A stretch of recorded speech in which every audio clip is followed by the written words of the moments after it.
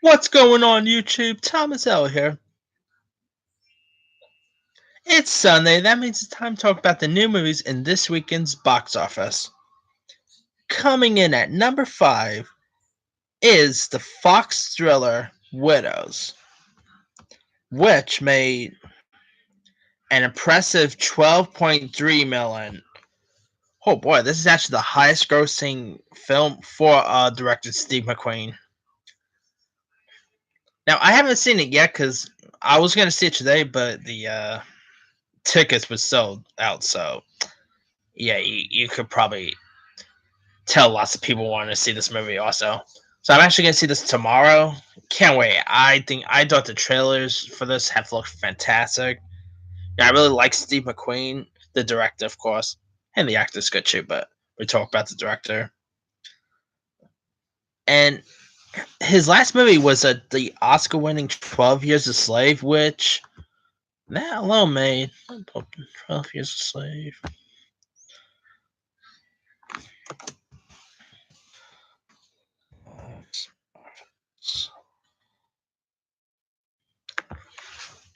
When 12 Years a Slave got released back in 2013, it made 187.7 million. Oh boy. So he's on a roll. It's weird that this is actually his first film since 12 Years a Slave. I mean, the director Steve McQueen is a really fantastic director. And yeah, I'm really curious to check this one out and seeing it tomorrow, of course. So even though I haven't seen the movie, really happy it's doing well. Alright. Coming in at number 4 is the comic Instant Family, which made 14.7 million. Now, of course, the film stars Mark Wahlberg, Octavia Spencer, and Isabel Moner. I just recently put up my review for Instant Family. I simply loved it, so I'm happy to see it doing well. Now, the director Sean Anders also did stuff like That's My Boy, Daddy's Home, which, of course, Daddy's Home also had Mark Wahlberg in it. He's done some hits. I mean, That's My Boy wasn't that much of a hit, but the Daddy's Home movies that he did was, made some dough. Like the first Daddy's Home.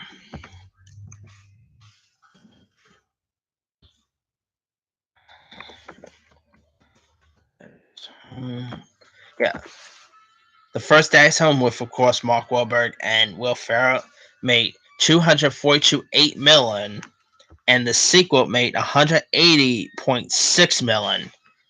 So looks like Mark Wahlberg and Sean Anders, their movies now make bank.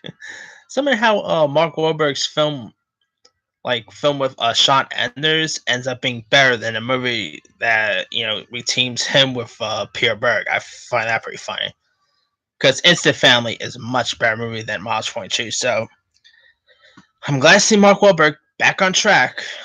Especially after the failures that was Miles 22, and I guess last night was also a failure, but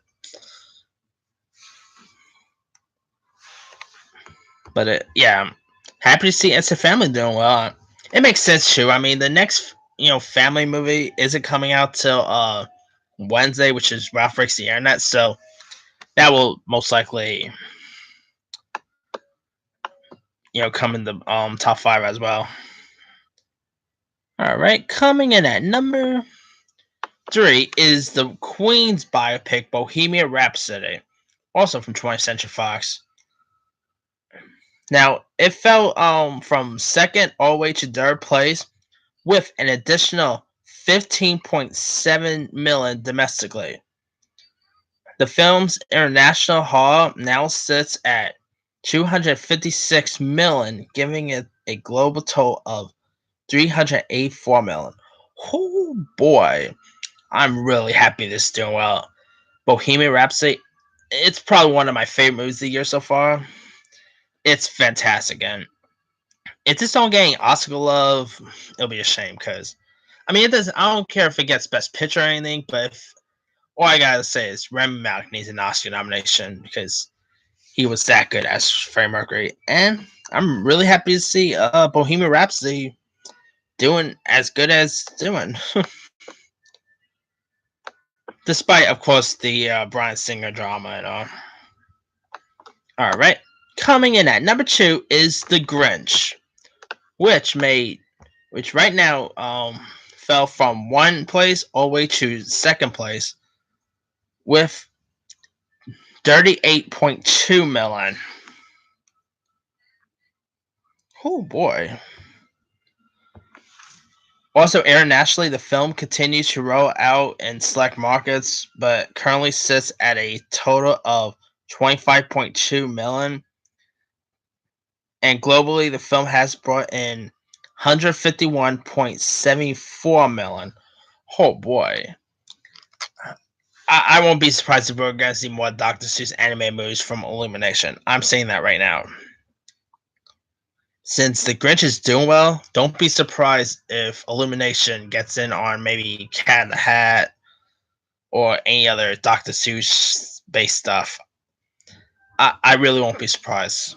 Because, I mean, The Grinch is doing bonkers in the box office. And well deserved too, because it's also a pretty good film. Alright. Coming in at number one is Fantastic Beasts: The Crimes of Grindelwald. Now, despite it opening number one, it is actually the lowest grossing of the Harry Potter universe films. Right now, Fantastic Beasts: The Crimes of Grindelwald made 62.2 million.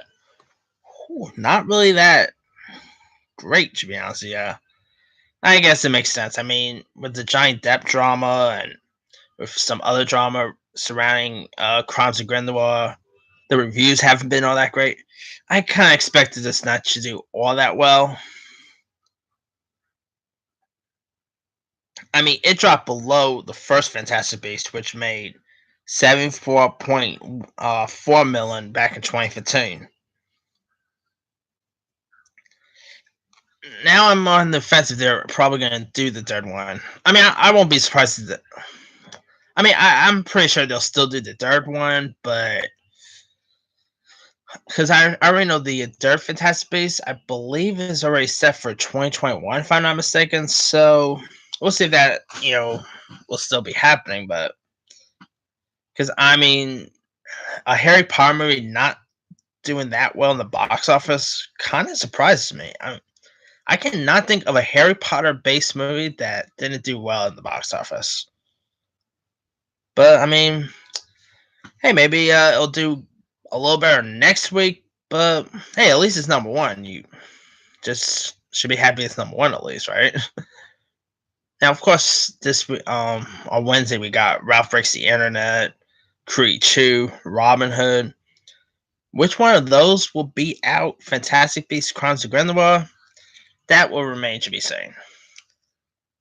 But let me leave it to you guys. What are your thoughts on the box office results? Are there any surprises? Did you see any of the movies in the that's in the weekend's box office?